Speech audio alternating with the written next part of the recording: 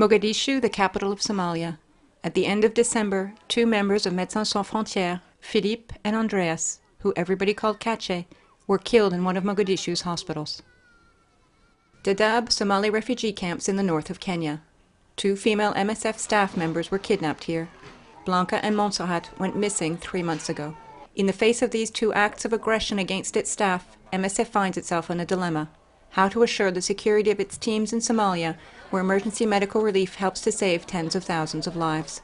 MSF has asked the Somali authorities and the people controlling the areas where Blanca and Montserrat are being held to do their utmost to facilitate their release and to guarantee the security of humanitarian aid workers so that the population can continue to receive the care it so desperately needs.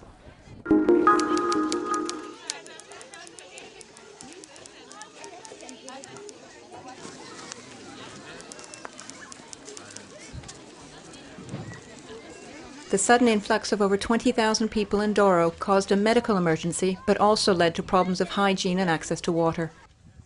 MSF decided to intervene at the end of November to install latrines and pumps and to treat cases of diarrhea, malaria, and respiratory infections. Our journey from Sali was very difficult. We were very tired from carrying things on our heads and our children on our backs. In October, it rained on us while we were walking. The presence of these refugees also brings its own security issues. Tension is mounting with the locals from Doro, who now find themselves struggling to have access to water. Still in South Sudan, intercommunal violence in Jonglei state has forced thousands of families to flee. MSF evacuated the area temporarily after 2 of its facilities were ransacked. The team returned at the beginning of January. Many people still hiding in the bush have absolutely no access to health care.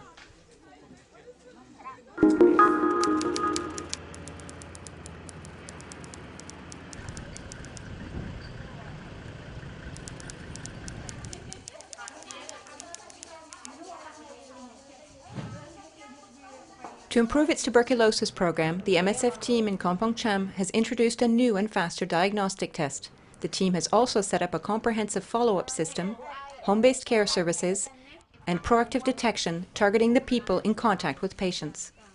It's like a network going through the patient's network of close contacts to try and ascertain who might have been exposed, who might be at high risk of disease, or who might already be showing symptoms of disease, and getting them to come to the clinic so we can follow them up and do our tests on them to see whether they might have TB or not. This system enables MSF to increase detection and to turn back the tide of the spread of the disease. The challenge for the team is also to communicate as much as possible with the population. By holding awareness-raising seminars in mosques, pagodas, universities, and participating in radio programs, they hope to increase understanding of the disease and its symptoms and reduce the stigma faced by patients.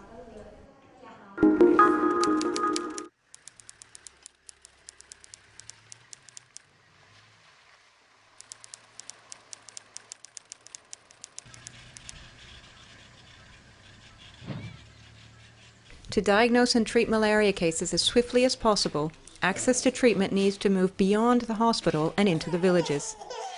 For those who live too far from a healthcare center, the first contact will be the malaria village worker. The malaria village workers are chosen by the community and then trained by MSF to screen patients for malaria, to give the first dose of treatment, and to assess the severity of each case. Any complicated cases are referred to the health centers, and children who are very weak are transferred by motorbike to Moisala Hospital. This program, now in its 2nd year, has led to a reduction in cases of severe malaria. 33,000 children in all have received treatment. The team, however, wants to go further and is planning to introduce preventive treatment for children under 5 and for pregnant women during the malaria season next year.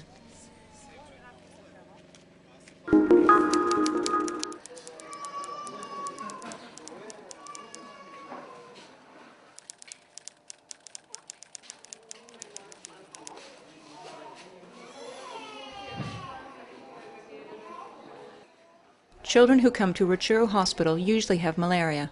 Very weak, they need to be treated quickly. The malaria season began in September, but since November, the doctors have observed an extremely high number of patients. The pediatric unit is working flat out, and children are often several to a bed. Most of the children treated here have malaria. As they have low hemoglobin levels, 2 or 4 grams, they need a blood transfusion. Malnutrition is the second most common illness here. Children often live far from the hospital and delay coming for treatment. To limit this delay, MSF supports 4 healthcare centres in the outlying districts, like this one in Tamugenga.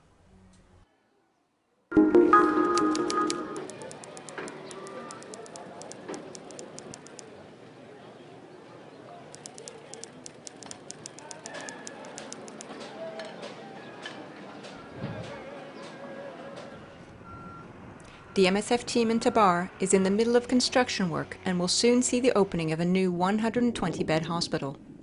But access to healthcare is still sorely lacking. Already too scarce before the earthquake, facilities are still too distant or too costly for the people living in the slums.